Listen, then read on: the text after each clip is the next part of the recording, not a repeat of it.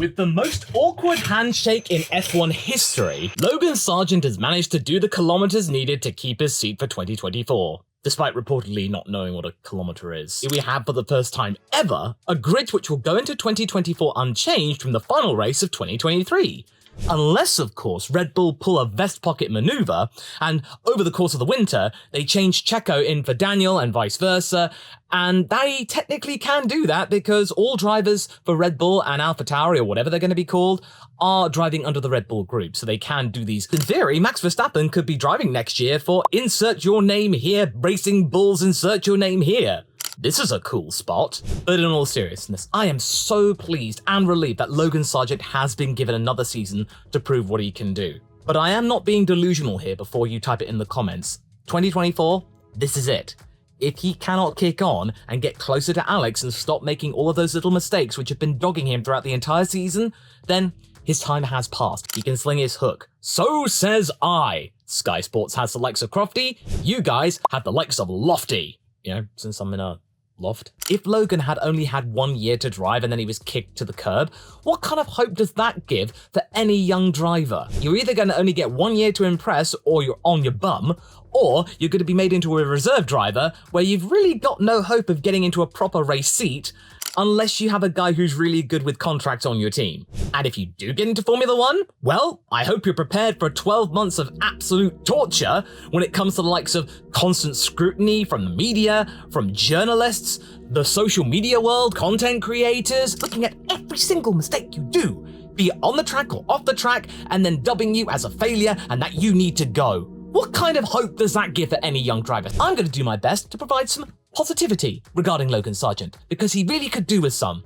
and he's getting a lot of that from Williams, and I'm so proud of James Vowles for that. He is becoming one of the best team principals that we have seen in ages, a true paragon, the complete opposite of Haas. I'm going to be tough, but I'm going to be fair. There are lots of positive things to say about Logan, as well as negative stuff, but we'll talk about the positive stuff first, because I know the algorithm.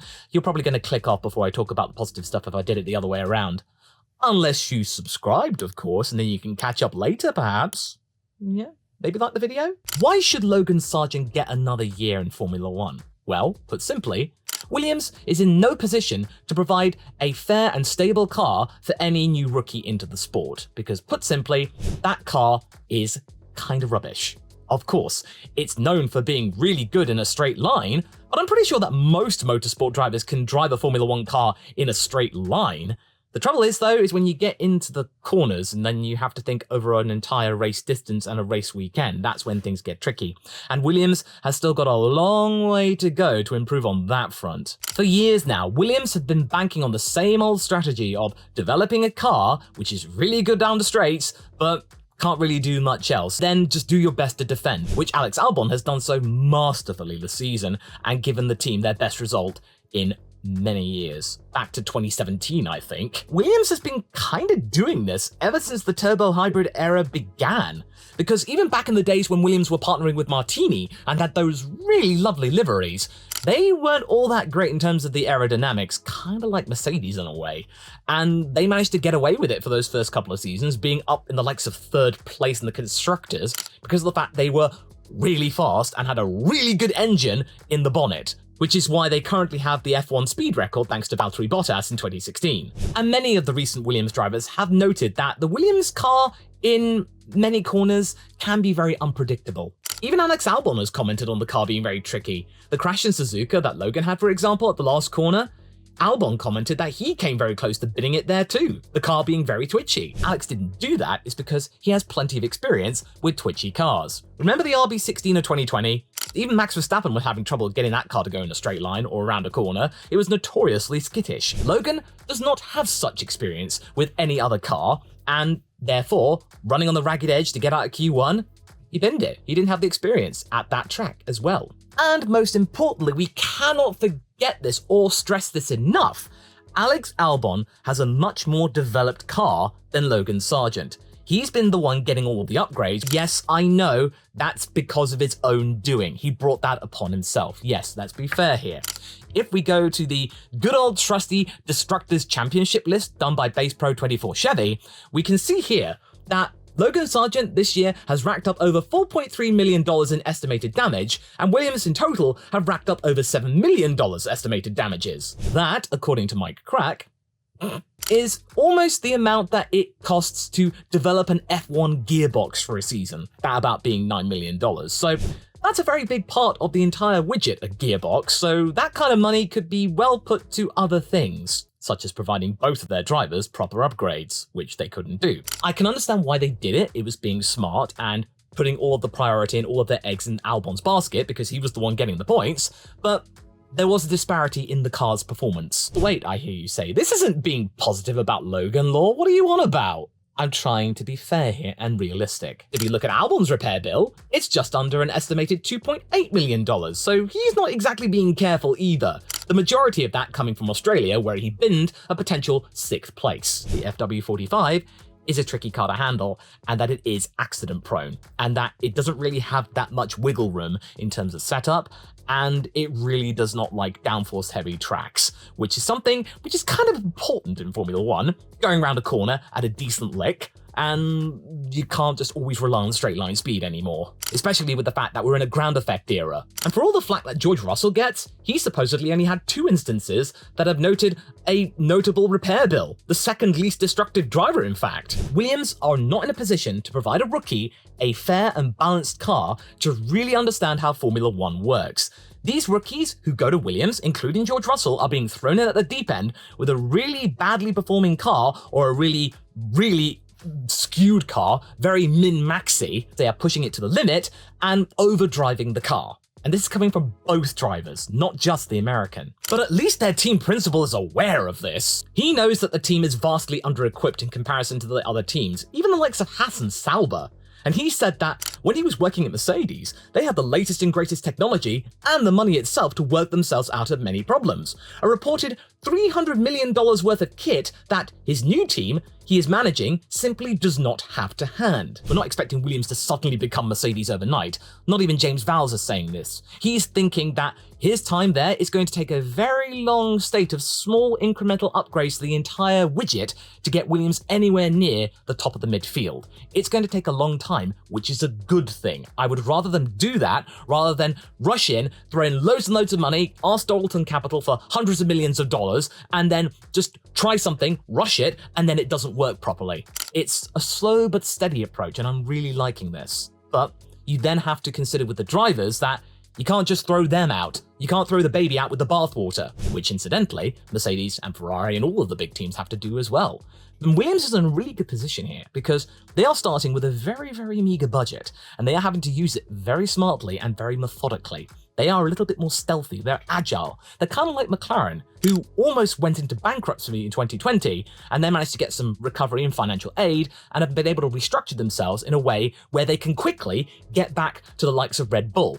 They know what to do with their wind tunnel time, and this is a really good opportunity with this increase in capital expenditure that Williams and many other teams have got for them to figure out what they need to do, where they need to spend to be effectively improving at an efficient rate where all of their upgrades work every single time, which in this cost cap era is vital. You can't just throw upgrades and just hope for the best, or they provide much less impressive results in the real world. That and their extra $30 million in prize money will help a lot when in comparison to 2022. More sponsors will come to them. Their tie-in with golf will be enhanced even more because, well, golf's seen the positivity behind them. It's a good brand to represent. There'll be more personnel enticed by what James Vowles is doing, looking for a challenge, looking for something different, maybe potentially much more senior positions than where they are currently with bigger teams. Because that acquisition of Pat Fry as their new technical head is a major deal and will be very useful come 2025 when I think the major effects of James Vowles' doings will be made apparent.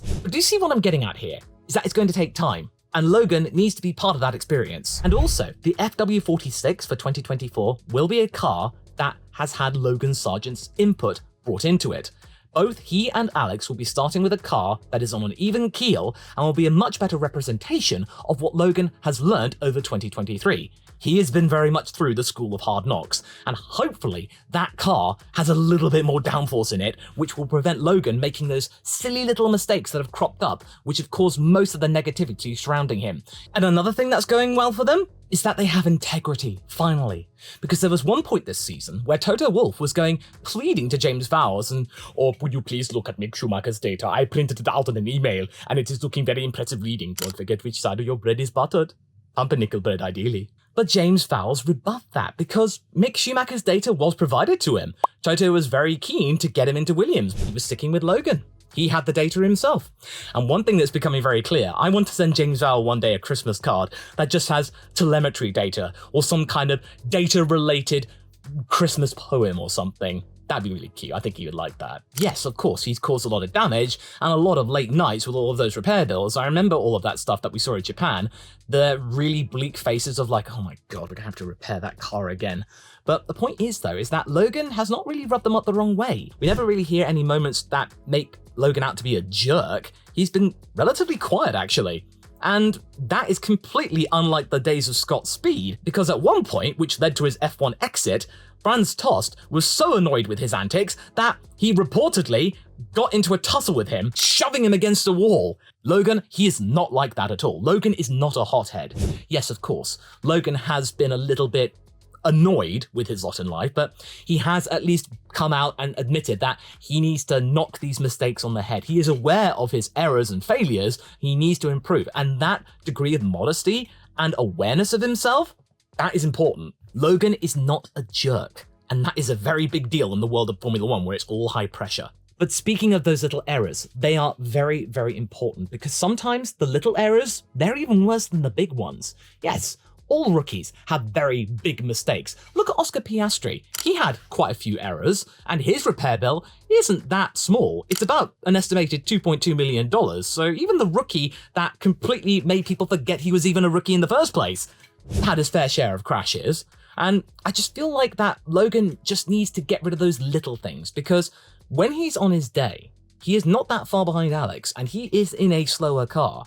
I would like to see him once again in an even car and see how close he is to Alex. So Bahrain, I will be very, very interested to see how he does. But these little things, the little mistakes which have led to him losing times due to track limits, having to overdrive the car, him then putting one wheel on the grass and then spinning off and crashing the car like he did at Zandvoort when he got into Q3, they're so frustrating, but every driver goes through all of this. The tyre management.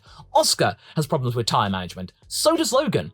And with that car, with limited downforce, they're having to overwork the car and overwork the tyres, cooking the tyres. In Las Vegas, when he got his highest qualifying start, which is also probably the best example of him being on his day when all the conditions were right, it all fell apart because Williams weren't anticipating that first safety car. They were hopefully wanting to get a good grip position, stay out of trouble, and then pull a gap to everyone else behind, and it was working. But then, when a curveball came in, the Williams strategy teams didn't really have much of an option, and they tumbled down the order. So, yeah, that's on the team that time, because they were looking odds-on to scoring many, many points. Logan, there wasn't really much they could do. Alex couldn't do much else either. But we all got to remember the cold, hard fact that everybody knows about. Logan was rushed into Formula One way too soon. And what I like to hear from Williams is that they are aware of this and they are doing their due diligence to bring him back up to speed, considering that, well, rookies don't really get the testing time anymore. James Vowles himself saying that he remembers the days when you could put in thousands of kilometers in testing. Nowadays, for rookies, you're lucky to even get close to 1,000. It's just probably in the several hundred. Could be even less if the car's really unreliable. And that is a very major disadvantage that all newcomers have. And it doesn't really seem like the media is aware of that. They just look at a rookie not doing really well and going like, he's a bit rubbish, isn't he? You just have to remember, they've not had much lead-in time. If they had got rid of him, Williams, I would have viewed them as complete hypocrites. They themselves are going through a metamorphosis. They are becoming a wholly different team from what they used to be, thanks to James Vowles' direction. They have direction, finally. 12 months ago, I was really worried about Williams' future. Now, not worried at all. Absolutely not worried at all. And James seems to appreciate that they have to put in the work themselves to develop Logan Sargeant into the best Williams Academy driver that they can produce, because he is an Academy driver. They got him in. Many of the other Academy teams, they're not really doing the goods. Williams, not bad. So with Logan, they can use 2024 as a stable platform to then develop further what they learned in 2023. Make use of their good fortune, their P7 position, the extra money. All of this investment will pay dividends in the future. So I'm really happy about this, and I really think that they made a good decision here, because even though we haven't really had any changes in the driver lineup, Don't worry, 2024 will make up for that because the majority of the grid, their contracts are up. That's going to be spicy. But I think something that we all need to learn, folks, is just to have a much better degree of patience when it comes to young drivers. And another young driver who's been waiting patiently for their time to shine is the likes of Japan's Juju Noda. Find out in this video here how effective she was in jumping from the failed W Series into potentially a chance at Super Formula, Liam Lawson's darling series.